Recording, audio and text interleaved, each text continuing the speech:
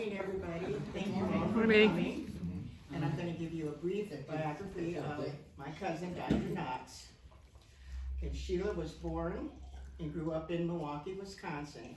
She attended Riverside High School and attended UW-Oshkosh and Marquette University. Sheila worked for Wisconsin Job Service in the Department of Workforce Development for nearly 40 years and retired as a director. She also worked at Milwaukee Area Technical College, MATC, in community outreach. Sheila participated in a student protest at UW-Oshkosh in 1968, along with 94 other black students, referred to as the Oshkosh 94. She is a history maker and has been active in civil rights and community efforts since her youth.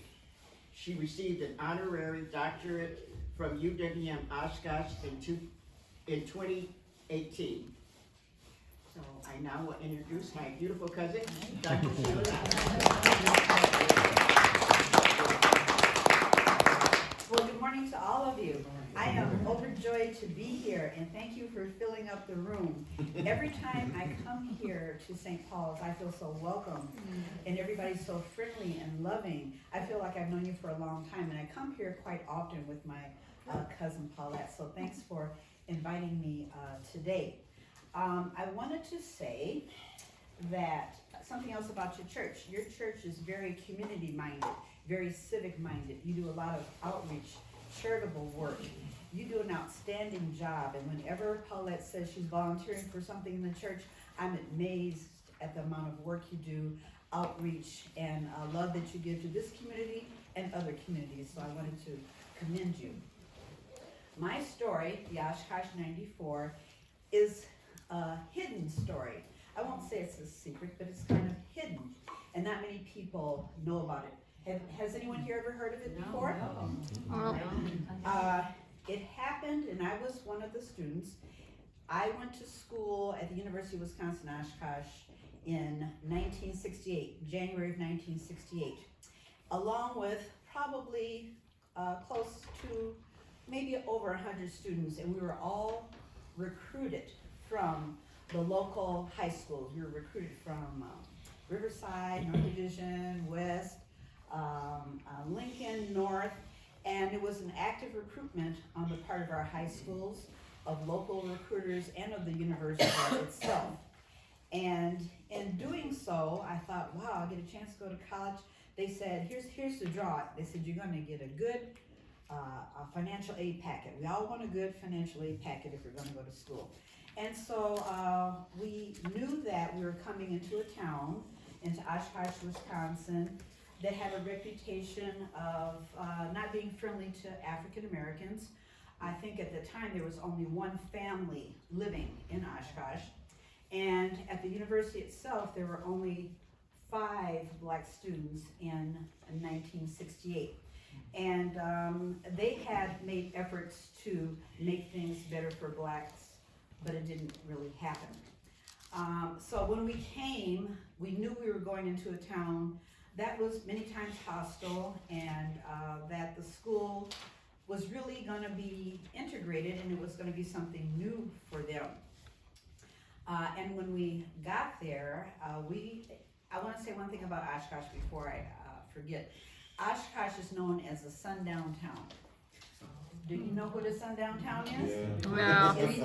Yes, it's a town where if you go there and you're a black person, you have to leave before sundown, you have to get out of town. You can't go to a restaurant, you can't use the bathrooms, you can't do what anyone else in Oshkosh would do. And my father used to go to Oshkosh to fish. It was a place where black men went to fish, and he would fish and then come on back home. He couldn't use the bathroom there. They had to bring coffee cans, use the bathroom in the coffee cans in the boats or on land. And so they did it because it was good fishing. So I knew what I was going into. So when I arrived there, my father drove me up, and I thought, wow, this is going to be a great opportunity but I faced hostility right away. I faced hostility from students, from people in town, and I thought, what have I gotten myself into? And I finally found the rest of the students that were recruited from other high schools, because I didn't know who was coming. I didn't know how many people were coming, but we found ourselves and we collected together for safety reasons and for the camaraderie, and so that we could be together. When I got there, I found that my room was not ready. I found that my financial aid packet was not ready. My food plan was not ready, and that I had no one to talk to, no one to complain to, no one reached out, no one answered my questions, and the hostility was pretty frightening. That people called us names on a daily basis. When we walked into town, the women were spat upon. People would throw things out of their cars. People would chant obscenities out of their dorm windows, and I thought, this is not, I wonder how I'm gonna take this, but I was still prepared to do it, because we were recruited to integrate, and we were gonna do that, and we were gonna get an education.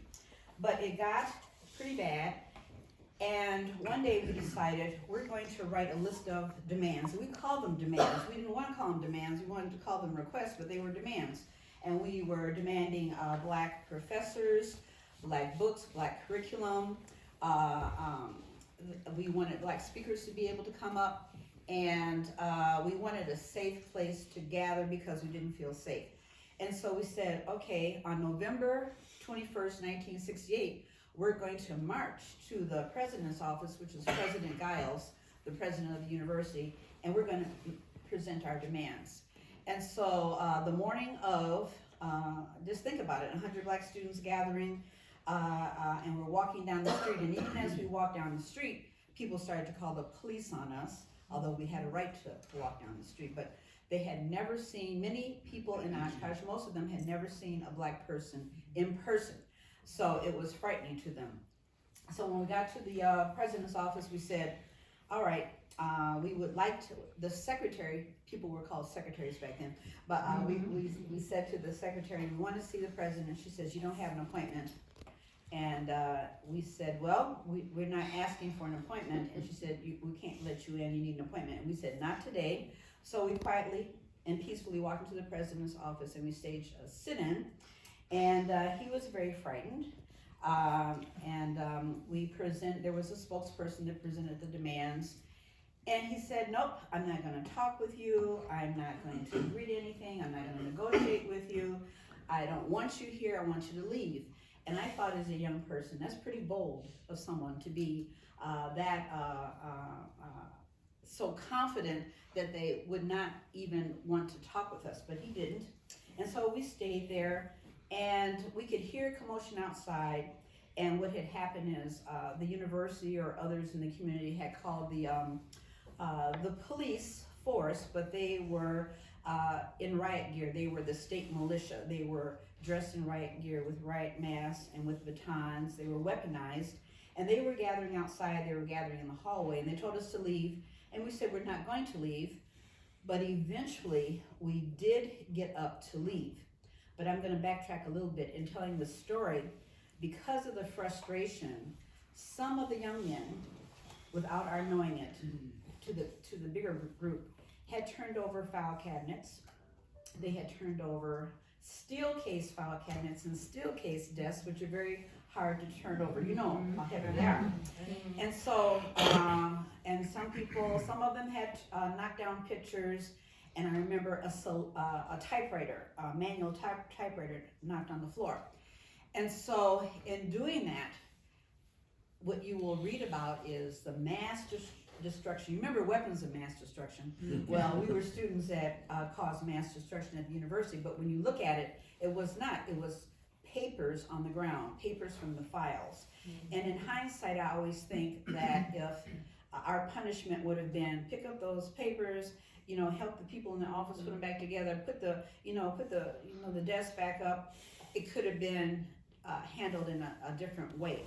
But as they told us to leave, and we quietly marched down the stairs to the first floor. The president's office was on the second floor. And as we were going out, we had to walk between the state militia. And so you had one here, and we had to walk between them. And I thought, this is pretty scary, because they were young white men who had never seen black people, and they looked as frightened as we were. And I thought, this could really go bad. If you trip, if you sneeze, something can happen. But when we got outside, we saw a number of U-Haul vans. I think they were like Hertz rent-a-trucks. And I thought, what are they going to do with that? And these were the old rent-a-vans, Hertz rent-a-vans. They didn't have the colorful designs. They were in a gunmetal color, a greenish color, with no windows. And they loaded us into those vans like cattle. And I remember the young men pulling us up, because, there was no steps, they had to pull us onto the vans, and we had to sit on the floor, and we were transported like cattle to the courthouse. And at the courthouse, we were arrested, we were booked, we were fingerprinted, and ultimately we were incarcerated. And many of the men, young men, you had to think about, when I call them men, they were 16, 17, 18, 19, 20, in that age group. Young people. I was 17 when I went, because I went to Oshkosh in January of 1968. But they put the men in various prisons in Waupun, in Green Bay, Oshkosh, throughout the surrounding areas. And the young women, we were placed in a gymnasium. We were held and secured in a gymnasium. And we had to wait for our parents to come. And this is 1968, and we're talking about inner city students of working class families. And the fine was very high. Even back then, it was $250. And I thought, well, how am I ever going to get out of this situation? So my mother had to travel on a bus to get up there. And I don't think the bus came to the courthouse, I don't know, but she took a bus from Milwaukee, and there was a white family that she met along the way. I don't know how she did it, but the white family said they would take her the rest of the way. And so my mother had to collect money and there was a famous bail bondsman, and I don't know if you remember his name, but there was a bail bondsman that she got a bond for, and she got me out. And you got out according to if you could pay your bail. And I was incarcerated for 2 days. Some people, I think the most was 3, but it was very, very traumatic. And I remember I was in the gym, and I remember they had newspaper on the window so we couldn't look out. And I remember saying, what am I going to do? And somebody had torn off part of the newspaper, and I could see white students protesting on our behalf. And I could see them being knocked down. And so it was a terrible situation. And because of all this, the university was shut down for 2 weeks, which was a significant amount of time. When we went home, my parents only found out that I was incarcerated or there was trouble on the radio, because we weren't allowed to make a call. Immediately our rights were violated. I wasn't able to make a call. Some of us were minors. We were afraid. We were in a town that was hostile. The police were hostile. I thought, we tried to do something good, and it was going badly for us. But my mother found out that I was incarcerated by listening to a radio station that they did every morning. It was WAWA. And Dr. Bach was the DJ, or the person that hosted that radio station. And I remember he said to my parents, parents that have students in Oshkosh, do you know that your children are in jail? And my mother and father said to me at some point, when they're afterwards, they said, we both said, we know it's not Sheila. But it was. It was to everybody. And so my mother and father, they had to devise a plan, but it was, people had to get there the best way they can. And there are a lot of prominent people that were prominent, but became more prominent, that were involved in this whole situation. Lloyd Barbie, because we had to go to court, we had to have a trial, we had to have a hearing, and Lloyd Barbie was our attorney. and Father James Grappi came up to get several people. And sometimes I tell this story, and Joanne, I think you, at one point, I talked about Father Grappi. I thought, oh, Father Grappi's coming, he's coming to get me. But he didn't come to get me. He came to get somebody else, and but sometimes I think about that. And we had the hearing, and Lord, we did not win the hearing. We did not get off. And even I remember Lloyd Barbie saying to us, but I know that the Board of Regents is not going to expel you. He said, I know that for sure. But then the Board of Regents expelled us, which was quite devastating because it was in November. Most of us had just gotten there either in January or September. Our credits were at risk, and really, for many of us, our hopes of having education were kind of dashed. And so after we were expelled by the Board of Regents, we were blackballed from other universities. We tried to go to other universities, and we were blackballed. And I remember I applied at Marquette University, and they said, well, we know that you were one of the protesters, but we know you're a good student. You're a good student at Riverside, and we're going to give you a chance to come here. And I said, good. And there were about three other of us. And they said, but you have to write a letter to us saying, you're never going to try to overthrow the government again. And I said, I didn't try to overthrow the government. And I told my mother, I said, what am I going to do? She said, if you want to go to college, you got to write something. So I wrote something, but I didn't write that, and I got in. Not many, but I'd say like a dozen of the, and I refer to the group as Oshkosh 94 because there were over 100 that protested, but 94 of us were actually expelled. Some others got maybe another kind of deal, and some people didn't show up. Some people forgot they were going to do this. Some people went home for Thanksgiving. Some people had a job waiting for them. So ultimately, there were 94 students. And about 12 of them went back to the University of Wisconsin-Oshkosh, but I was not going to give them another try. I was just really quite devastated. And I have to say, in the years ongoing, you're going to hear people say, or the students say, it ruined my life. It put me on the wrong track. I was on an education track, and I got put off course. I did something different. My life wasn't the same. And I felt that way, greatly I felt that way. And during the years, people say, what happened to you? And well, we got jobs in the foundries, in the factories, in the breweries, because it was a manufacturing town and people got good jobs. Some people went to colleges in different areas. People got jobs working in public service like I did with the state of Wisconsin. People got jobs in healthcare. There's a lawyer in our group. There's a doctor in our group. There are educators in our group. And we all took jobs basically in the helping industry where we helped people. We were serving people. We were helping to make the lives of people better. So that's kind of what happened to us. I want to say that part of what I'm going to be saying, part of my story is we've had a friendship for 56 years. The Oshkosh 94 students that are still alive. So it's been a long time friendship, a long time connection. There are 18 of us that are deceased. And we talk about our story to motivate people to stand up, to do the right thing, to speak out. Don't let things remain the way they are. That's why I wanted to commend St. Paul's for all the work you're doing, because you're going in the right direction. And I know that you know that things can go backwards. You go 5 steps forward, you go 4 steps backward. So you have to keep all of that up.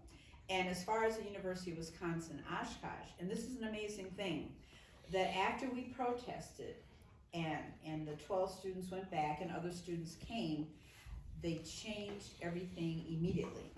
And even in my mind, I didn't think they changed it immediately, but they said they changed it the next year because people were allowed to come back that next year.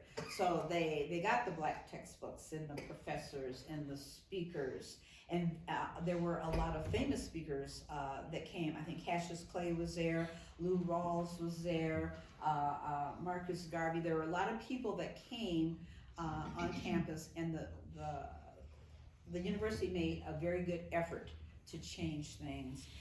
But I decided for 40 years I would not go back. I just would not go back. I wasn't gonna have it. And one day they said, we're gonna celebrate your 40th anniversary of the protest, because they reached out to us. And I said, I don't know if I can drive. I remember I was driving with a friend and I had like white knuckles. I was doing like this. I could barely drive up there because of what I had faced, and I really felt people were the same. But when I got there, I went to the hotel because hotel arrangements were made for us. And I remember the young man said, what I said at first is, I wish somebody would do something to me. I wish somebody would come up to me. I was like ready to fight because I still had anger, and we all had this anger for decades and decades and decades. So I was ready to speak up or whatever I had to do to defend myself, and the young man said, oh, welcome, ma'am. You must be one of the Oshkosh 94. I was taken back.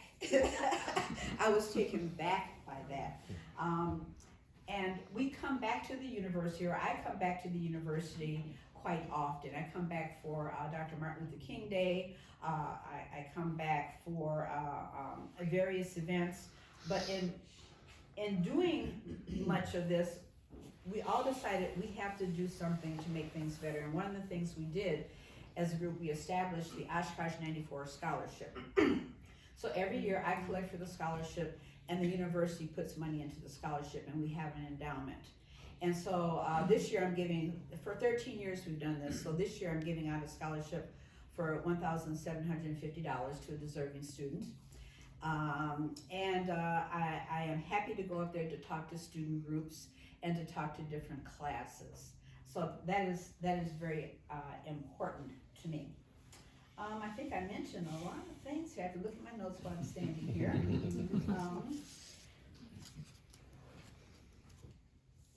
I have to say something since Joanne Williams is here, that we are in the process, at the very beginning of a process, of doing a documentary on the Oshkosh 94. And because people have said, everybody needs to see the story, it needs to be here, there, and I said, yes it does, but it is a lot of work, and it costs a lot of money, a lot of money. So we're just in the beginning phase of trying to find funding for our film. And I'm gonna open it up. I wanna say, I always kind of sometimes stop abruptly, so I have to say, did I cover everything? I covered what happened, I covered what happened to us, and I covered what happened at the university, and I said what happened to the groups. I don't think I missed any part of that. But I want to open it up for questions for a moment, if you should have questions. I do, yes.